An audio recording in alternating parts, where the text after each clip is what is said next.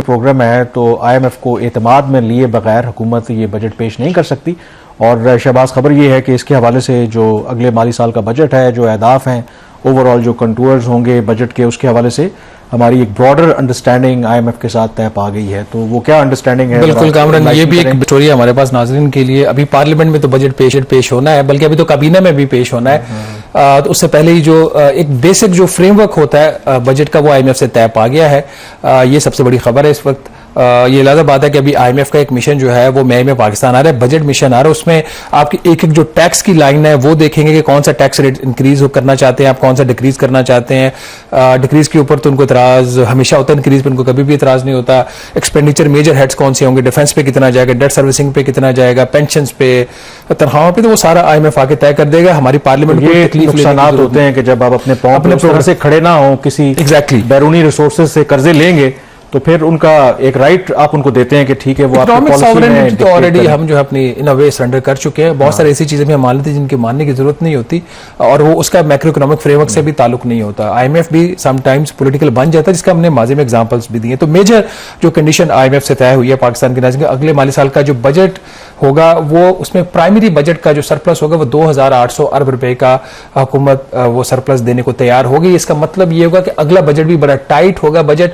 उसमें हुकूमत के पास बहुत ज्यादा चॉइस नहीं होगी रिलीफ देने की। छोटी मोटी रिलीफ तो हुकूमत जरूर दे सकती है, बट जो प्रिंसिपली ये बात तय होगी है कि अगले साल का फिस्कली टाइट बजट होगा। और अगर कोई ख्वाहिश थी हुकूमत के अंदर, काबीना के कुछ वज़रा की, कि हुकूमत को अब ग्रोथ की बात करनी चाहिए, क्योंकि पाकिस्तान में पावर्टी जो है वो भी ज्यादा है, बेरोजगारी बहुत ज्यादा है, तो इस तरह की ख्वाहिशात अब खत्म हो जानी चाहिए, क्योंकि एक नया फ्रेमवर्क IMF से तय हो चुका है। इसी कॉन्टेक्स्ट के अंदर चूंकि बहुत ज्यादा टाइट बजट आएगा, तो बेनज़ीर इनकम सपोर्ट प्रोग्राम, जिसको हमेशा IMF ने ऐसे पेश किया कि ये कहीं जहां पे वो सख्ती भी करता है पाकिस्तान के ऊपर तो रिलीफ भी देता है, तो BISP का जो बजट होगा उसमें 22% इजाफे के साथ कोई 845 अरब रुपया अगले माली साल मुख्तस करने के लिए बात हो रही है। IMF से ये बात तय पा गई है। ये जो 845 अरब है, इसमें वो पैसा शामिल नहीं है जो BISP की एडमिनिस्ट्रेशन के ऊपर खर्च होगा। काबरन, तीसरी चीज, सूबों के हवाले से भी कंडीशंस तय हो गई हैं कि जो चारों सूबाई हुकूमतें वो मिलकर कोई 1650 अरब रुपए के करीब प्राइमरी कैश जो है वो बैलेंस जनरेट करेंगे, अपने बजट्स में से सेविंग्स करेंगे, और उनका जो नेट रेवेन्यूज होंगे सूबों के वो भी कोई 1770 अरब रुपए के करीब होंगे। तो ये चार मेजर जो है बजट से रिलेटेड कंडीशंस हैं। बाकी इसके अंदर मजीद अगर आप देखें, बाकी कंडीशंस पर बात करने से पहले मैं ये जरूर जानना चाहता हूँ कि क्या, और अभी भी ज़ाहिर ईरान अमेरिका जंग खत्म नहीं हुई, और अल्लाह करे खत्म हो और डिप्लोमेटिक सोल्यूशन हो, क्या इस फैक्टर को भी सामने रखा गया है? क्योंकि उससे भी तो बहुत से हमारे जो बजट के नंबर्स हैं, जो हमारे डिफरेंट जो प्रोजेक्शंस हैं, उसमें डिस्टर्ब होने का खतरा है। हालांकि ये जंग जब शुरू भी हो रही थी तो जो हमारे ऑब्वियसली वजारत खजाना है या उनकी असेसमेंट ये थी कि इससे कोई इतना मनफी असर नहीं पड़ेगा। वो अलग बात है कि जंग जब शुरू हुई थी with in 3 weeks 70% fuel prices ऊपर चली गई, और उससे ज़ाहिर जो इम्पैक्ट आता है वो अलग बात है।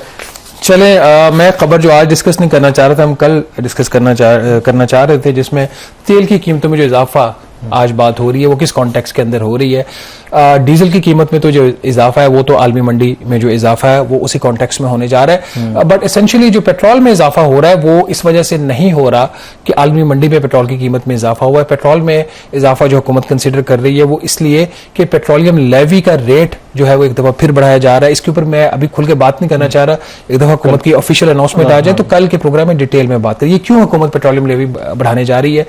इसके बारे में यह कहा जा रहा है कि IMF की एक बुनियादी शर्त है, हमने प्रोग्राम में डिस्कस भी किया था कि 80 रुपए फी लीटर अपने डीजल पे भी लेनी है पेट्रोलियम लेवी, और 80 रुपए फी लीटर अपने पेट्रोल पे भी लेवी लेनी। अब हुकूमत जो है वो डीजल के ऊपर लेवी नहीं बढ़ाना चाह रही, हुकूमत इसका पॉलिटिकल स्कोरिंग कर रही है जी कि हम डीजल की कीमत बहुत ज्यादा नहीं बढ़ाना चाह रहे। एग्रीकल्चर में यूज होता है, पब्लिक ट्रांसपोर्ट में होता है, लेकिन वो जो मोटरसाइकिल वाला है वो भी कोई उसके पास भी इतने को फ्री के पैसे नहीं है कि वो 80 रुपए से ऊपर भी हुकूमत को पेट्रोलियम लेवी दे। तो मुझे इसके अंदर कामरान कोई कंसेशन IMF की तरफ से नजर नहीं आ रही। इसका एक और आप एग्जांपल ऐसे ले लें कि अगर आपने प्राइमरी बजट का जो सरप्लस है वो अगर आपने कोई 2800 अरब रुपए का देना है तो इसका मतलब है कि आपको डेफिसिट तो ओवरऑल करने की इजाजत नहीं दी जा रही प्राइमरी, तो इसका मतलब खर्चा आपने टाइट करना है। फिर एक और जो इंडिकेशन आ रहा है जो अगले माली साल का जो प्रपोज्ड टैक्स टारगेट है फेडरल बोर्ड ऑफ रेवेन्यू का, वो 15,564 अरब रुपए की बात हो रही है। 15,564 अरब रुपए हासिल करने के लिए हुकूमत को क्या कुछ करना पड़ेगा, तो ये अपनी जगह के ऊपर है। पेट्रोलियम लेवी के जो रेट्स हैं उसमें कोई कंसेशन नहीं मिल रही, पेट्रोलियम लेवी के टारगेट्स में कोई कंसेशन नहीं मिल रही। तो नाज़रीन, मेरा नहीं ख्याल कि कोई IMF के साथ हुकूमत कोई मेजर कंसेशन लेने के में कामयाब हुई है। मजीद चीजें जो अभी भी अनफोल्ड हो रही हैं। IMF का बजट मिशन जो है वो आएगा अगले महीने, उसमें हो सकता है हुकूमत कुछ रिलैक्स लेने की बात करें, लेकिन ये जो एक बेसिक फ्रेमवर्क है वो क्लियर हो गया। IMF की और क्या शराइत हैं, उसमें कुछ एक आध शर्त ऐसी भी है जिसका पाकिस्तान को फायदा होना चाहिए, पाकिस्तान की इकोनॉमी को भी फायदा होना चाहिए। IMF और पाकिस्तान गवर्नमेंट के दरमियान एक ब्रॉडर अंडरस्टैंडिंग हुई है कि अगले माली साल का बजट किस तरह का होना चाहिए। तो मेरे ख्याल में इसमें भी थोड़ा सा जो प्रोजेक्शंस है अगले माली साल, जो ग्रोथ के नंबर्स हैं, उसमें ज़ाहिर है गवर्नमेंट जो है वो 5% से ऊपर की ग्रोथ की बात कर रही है, बट जो IMF है उसके असेसमेंट कुछ और है। तो क्या इसको भी रिकंसाइल कर लेंगे दोनों, क्या सिचुएशन है? मेरा ख्याल हुकूमत ने अपनी एक्सपेक्टेशन को थोड़ा सा टेम डाउन किया है। पहले हुकूमत 5.1% का टारगेट रखने की बात कर रही थी, अब हुकूमत कह रही है कि शायद 4 से 4.5% के दरमियान अगले माली साल का ये इकोनॉमिक ग्रोथ का हदफ रखेंगे। हतमी अभी इस पर कुछ नहीं है, कुछ मीटिंग्स अभी प्लानिंग कमीशन में और वजारत खजाना में इसके हवाले से होनी है, लेकिन IMF की जो आपने बात की है वो वही है 3.5% की। लेकिन नाज़रीन, एक और जो चीज़ इसके अंदर है वो है नेट इंटरनेशनल रिजर्व से मुतालिक कंडीशन। नेट इंटरनेशनल रिजर्व क्या होते हैं? स्टेट बैंक ऑफ पाकिस्तान के पास आज के दिन तक जो है वो 15 अरब डॉलर के गैर मुल्की ज़र मुबादला के ज़खायर हैं, लेकिन इसके साथ ही ये तो ज़खायर है हमारी जो ऑब्लिगेशंस हैं इस वक्त आज के दिन, अगर हम 31 मार्च की डेडलाइन ले लें, पाकिस्तान ने अगले एक साल में जो कर्ज वापस करने हैं उसकी वैल्यू है कोई 21 अरब डॉलर के करीब। तो मतलब ये कि हमारे पाकिस्तान की जो नेट इंटरनेशनल रिजर्व हैं वो -6 अरब डॉलर हैं। देखने को तो 15 अरब डॉलर आपके पास पड़े हुए, लेकिन आपने लोगों की अदायगियां गैर मुल्की जो आपने कुछ अपने लोन लिए हुए हैं, कोई वो बायलैटरल है, मल्टीलैटरल है, वो वापस करने हैं। इस वक्त जो 31 मार्च का नेट जो नेगेटिव इंटरनेशनल रिजर्व है नेगेटिव, वो है 5.6 अरब डॉलर जो प्रोजेक्टेड इनका नंबर है। तो अब हुकूमत पाकिस्तान इस बात पे एग्री होगी IMF के साथ कि ये जो नेट नेगेटिव 5.6 बिलियन डॉलर है ये बैलेंस कर देंगे, लेकिन जून 2027 में। अब इसको बैलेंस करने के लिए हुकूमत को गैर मुल्की ज़र मुबादला के ज़खायर में इजाफा करना पड़ेगा, और ये इजाफा भी ऐसा होगा जो कि इनको अगले एक साल में उसकी डेट की ऑब्लिगेशन नहीं आएंगी। अगर ऑब्लिगेशन में आता है तो वो फिर वो उसकी काउंटिंग में आ जाएगा, रीपेमेंट की काउंटिंग के अंदर। तो अगर ये चीज हो जाती है तो पाकिस्तान की जान छूट जाएगी। बल्कि पहले भी इसको किसी ने रोका नहीं था ये सब कुछ करने से, बट कम से कम ये जो हमारी एक डिपेंडेंसी फैक्टर है वो कम हो जाता है। इस हवाले से सऊदी अरब ने तो ऑलरेडी एक रोल अपना प्ले किया है। जो पहले एक साल की तोसी सऊदी अरब कर रहा था 5 अरब डॉलर के कर्जे में, उसमें जो 3 अरब डॉलर अभी मेच्योर हो रहा था वो 2 साल के लिए रोल ओवर हो गया, तो एक साल में उसका इंपैक्ट पॉजिटिवली कामरान आ जाएगा।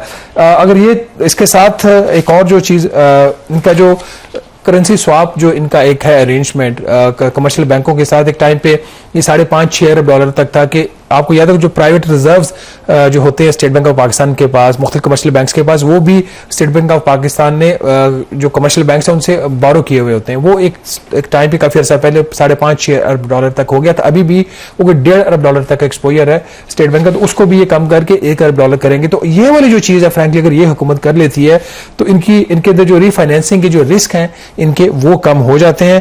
FBR के हवाले से भी हम बात कर रहे थे, इसमें कामरान एक दो चीजें जो आगे होने जा रही हैं वो काफी इंटरेस्टिंग है, जिसमें FBR अपनी परफॉर्मेंस दिखाने के लिए काम ये करता है कि जो उसका रिटर्न्स का नंबर है उसके हवाले से वो क्लेम करता है कि बहुत ज्यादा उसमें इजाफा हो रहा है। बट IMF की तरफ से एक और शर्त ये आई है कि जो रिटर्न के नंबर में जो इंक्रीज होगा अगले साल, अगले माली साल में FBR को वो 10 लाख करना होगा। बट 10 लाख ये कौन सा नंबर होगा? ये 10 लाख वो होगा जिन्होंने कोई ना कोई टैक्स पे किया है। इस वक्त FBR के जो रिटर्न्स हैं उसमें कम से कम 1/3 ऐसे होते हैं जिसमें सिर्फ रिटर्न फाइल होता है, उसके साथ कोई टैक्स अमाउंट नहीं होती। तो IMF ने कहा कि हम वो नंबर काउंट नहीं करेंगे रिटर्न की कैलकुलेशन में, नंबर ऑफ द रिटर्न जो फाइल हुए जिसके साथ कोई टैक्स पे नहीं किया होगा। ये एक इसके हवाले से आपने जो FBR की बात की, ये पहले भी हम जो नंबर की बात करते रहे हैं इससे पहले भी कि जब भी ये नंबर्स रखते हैं तो रियलिस्टिक नहीं होते थे, फिर उसको रिवाइज भी करना पड़ता है। तो ये जो नंबर अभी इस दफा उन्होंने रखा है, डू यू थिंक ये रियलिस्टिक है या again in the middle of the financial year उनको रिवाइज करना? मेरा ख्याल 15,564 अरब तो बिल्कुल भी रियलिस्टिक नहीं है। उसमें FBR तो पहले ये कहना शुरू हो गया, मेरे कुछ लोगों से बात भी उन्होंने कहा जी सवाल ही पैदा नहीं होता।